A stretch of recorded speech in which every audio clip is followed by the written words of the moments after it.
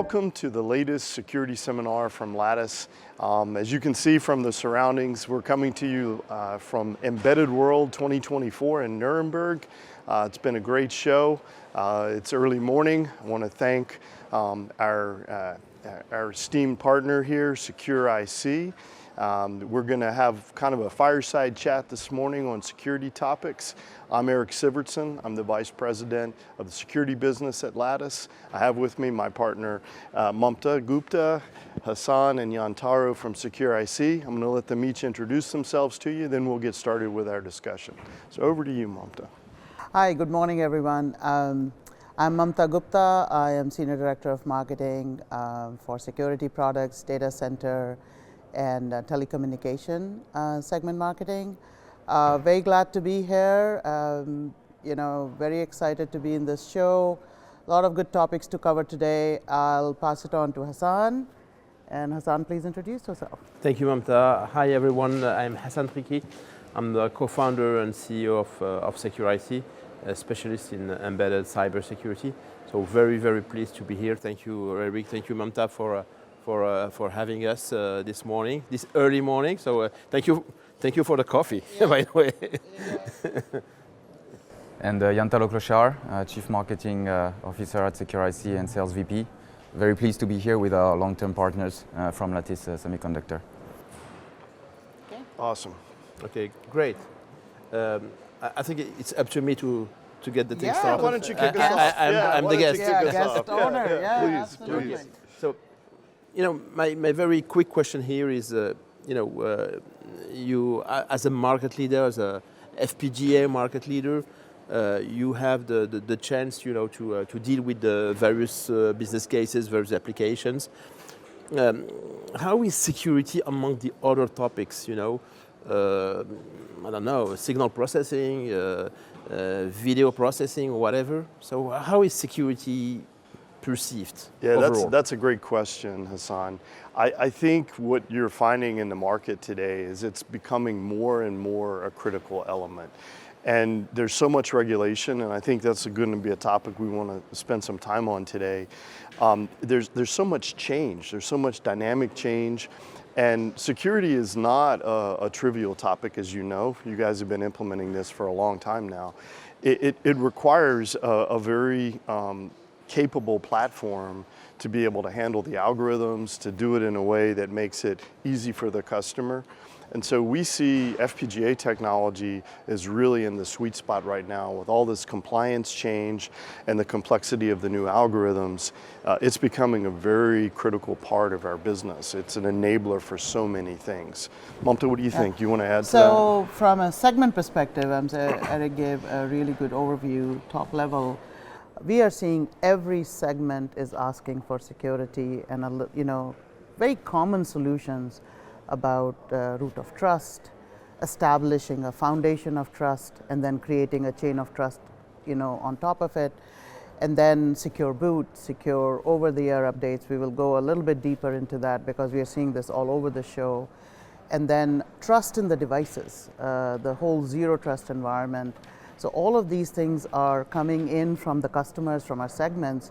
So as Lattice, as solution providers, we take that very seriously, and we are gearing our solutions to meet all those needs in the market, and we see a great opportunity there to service that. Yeah, and I would say just a similar question back to you. What do you see the customers demanding right now, and how do you see kind of the markets shaping up relative to security? Security is very pervasive. It's needed everywhere. In this ever multi-connected world, you need security on each and every connected device. Each time you have a connected device that is rendering a value-add service, you will need security. Okay, so some verticals are more mature than others, of course. Okay, because good practices are different from a vertical to another, but overall you see a trend for more security. And you see it also from chip to edge to cloud. Okay, so all the different layers. That's a very interesting trend. So again, security is is demanded all over. Okay, the good thing is working with you and working with FPGA-based solutions allows us to offer more agility, more renewability, which is important in this space. So we definitely have at SecurIC, at the corporate level, we have a very ambitious roadmap. Okay, so we keep investing massively in R&D. We keep investing massively on influencing the regulation, influencing the market practices, because it's good for our business and it's good for our society, as simple as that. And building on what you just said, I mean, we see some markets obviously popping up right now. A very strong trend around automotive, around secure computing, server side, in order to bring trust there as well. Obviously AI, the mega trend of AI pushing everybody, right? So the semiconductor industry at large. So we see that very strongly, and these markets aligning after the other. So these markets are now maturing very, very, very well, and probably tomorrow there will be more, right? So we see those mega trends actually coming up. So what are your views, by the way, on that? What do you think are the main driving factors, maybe? So one of the key trends that I am focusing on, and I see very clearly, is the advent of quantum computers and the impact they will have on our cryptography, the current prevalent cryptography. Now it's very well understood that asymmetric cryptography, which is the foundation of all our internet banking or any online presence over there, updates for our cars or phones, all of that will get broken. And with the steal now, decrypt later kind of attacks happening, there's a lot of anxiety, in the regulatory bodies and all to get post-quantum cryptography immediately implemented, where the firmware is being used, and you talked about like critical elements in your, the chain of functionality. Wherever there is a critical element that is running firmware or is getting updated, that needs to be post-quantum resilient. So that's one big area that we are seeing. Eric, you want to add on that? Yeah, I mean, I think, by the way, her background is very strong in the quantum space, masters in quantum physics over here. But I think there's also cyber resilience, right? Being here in Europe, the Cyber Resilience Act is taking on quite a bit of life. The customers are asking us a lot about what do I have to do to be compliant with this, because there's a bigger trend, right? Which is the old style of having a data center isolated and protected. It doesn't exist anymore. If you think of an EV today, right, electric vehicle, it's kind of a rolling data center. Some of them have AI engines to automatically drive the car, more sophisticated than military equipment. And so everything's exposed, which means devices need to protect themselves. So this idea that when you're under attack, you can respond to it, and being able to get updates from the web or from the cloud is critical. So cyber resilience is going to be a really big compliance issue. I see a lot of growth with that.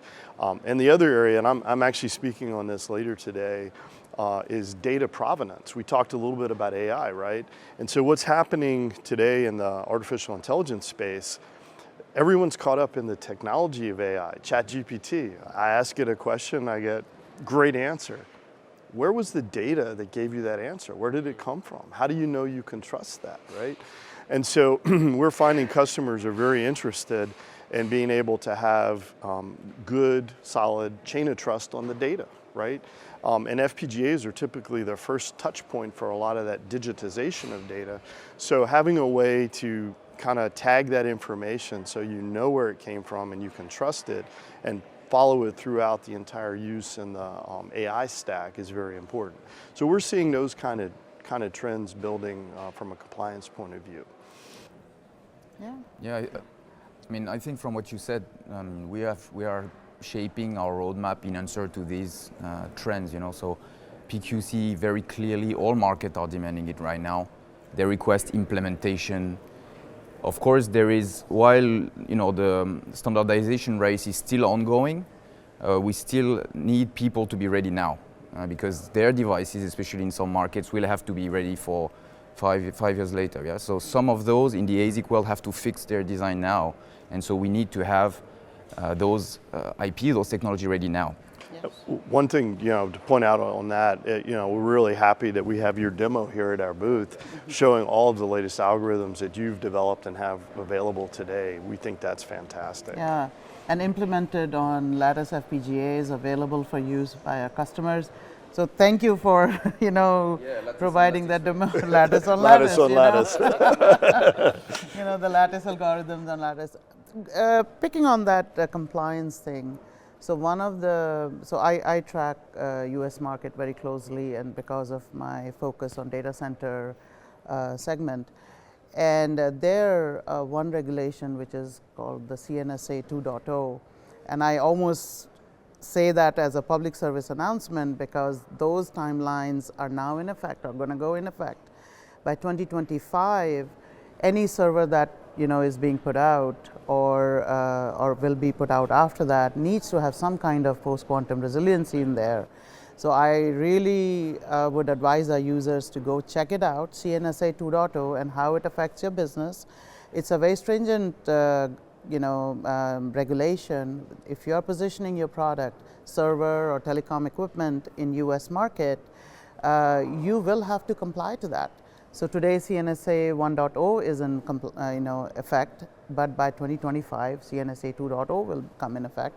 So please take a look. And there are other compliance like Cyber Resiliency Act. I would invite you to talk about Cyber Resiliency Act and how it's going to change our landscape. Yeah, I mean, in Europe we are very strong at regulations, as you know, but regulation is good.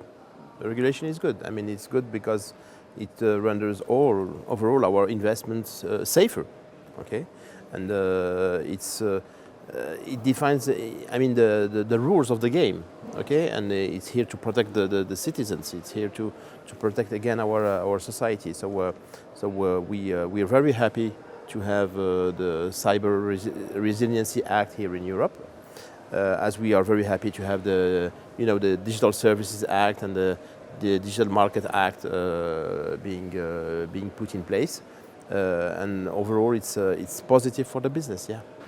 And I think one thing that goes with that and goes with the CRA is first the need of awareness, so that people know they have to think security, not only in the security of the design, but also as a matter of security life cycle. So the device is going to be on the field for a certain number of years. You need to think about what's going to happen. How critical is your device, what data it uses, and how you're going to handle that to keep it secure for the long run. So that's something we've been pushing for a long time with our chip-to-cloud vision, having means for devices to be updated, to keep the security credentials up to date, and to make sure that you can monitor what's happening on your device.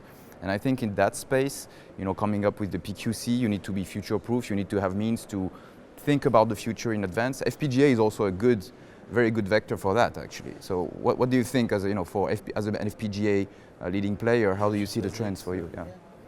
So one of the innovations that we're bringing forth with our latest device family is crypto agility. It's the ability to upgrade cryptographic algorithms on our FPGA in field. So this is very unique, and especially for PQC algorithms that are still to be finalized. The drafts are out, but the final versions are not.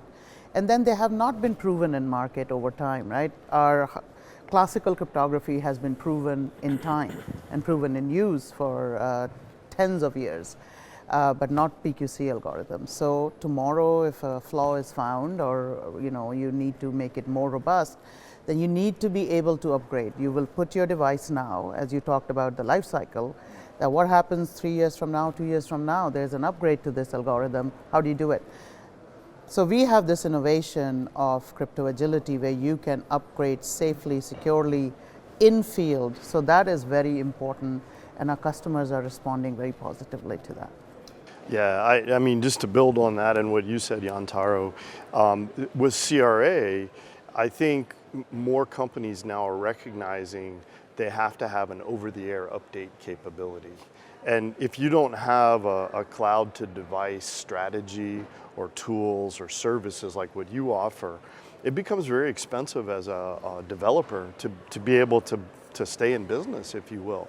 So the more you have these tools and capabilities that customers can use, stay within compliance, and yet be able to very easily do updates, patches whenever a problem is found, to stay basically along with what CRA is going to demand, I think that's a critical part of this. And I see a lot of discussion here at Embedded World on that. There was a really nice panel session yesterday on CRA, and that topic is popping up over and over and over again, the secure life cycle, right? Because I think people historically thought about how it boots, secure booting of a device, which is also very important, but now being able to control the life cycle from the time it gets fielded until it gets taken out of commission, whole different ballgame for a lot of people here at the show. They're starting to wake up to that.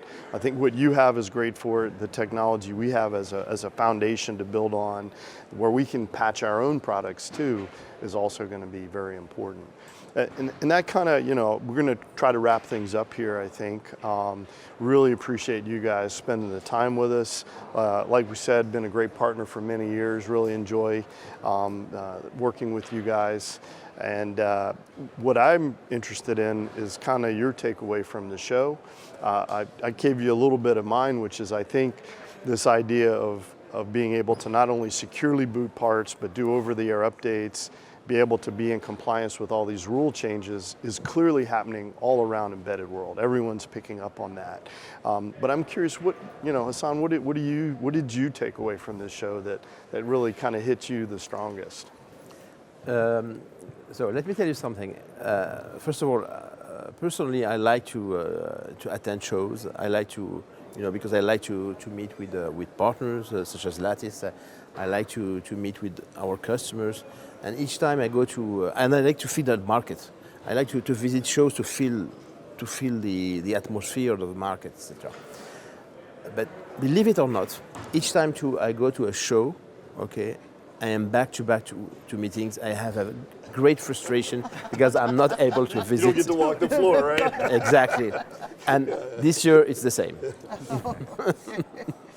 But what you see very interestingly, I think this year is the year of really putting security into the products. So, we've all those past years, and we've been in the security world for many years now. We've come from learning about security, building security awareness. Why hardware security is better than software security? Oh, you need security by design. And now, you need security for the entire life of your device, right? So, and it's the same about PQC. Now, last year it was about learning about PQC, and now it's about putting PQC in the product. So we're really happy to see that excitement around security and actually things that are being enforced. Actually. So that's what we pick up from here. Yeah, and so you guys have covered pretty much all the highlights. One thing I'm seeing is attestation. That zero trust structure or zero trust system, as people are moving into automation, industry 2.0, 4.0, whatever, exactly. It's going so fast. As we are going into AI-driven industry, people are really going after device attestation, that every smart device I put down, I should know its credentials, I should know the version of firmware it's running. So as I was walking around yesterday, I saw so many solutions being offered for device identity and device attestation, and so many customers came up to us and talked to us about that how can we use your FPGA to secure our board or to take attestation in various ways. So that came out very strongly, that people are recognizing that we have to embed our security in hardware, and we have to know the state of our hardware at all times when we execute critical functions on them. So that was very clear to me. Yeah. So yeah. So for our audience, hopefully you learned a little bit, got a flavor of what it's like to be here at Embedded World this year, particularly from a security point of view. And really want to thank our guests and our partners from Secure IC. Thanks so much. Thank you very Always much. A pleasure having these discussions. Absolutely. And to thank Mumta, my partner in crime here at Lattice. We'll see you at the next seminar. Yeah, we'll see you at the next Bye. seminar. Bye-bye. Thank you.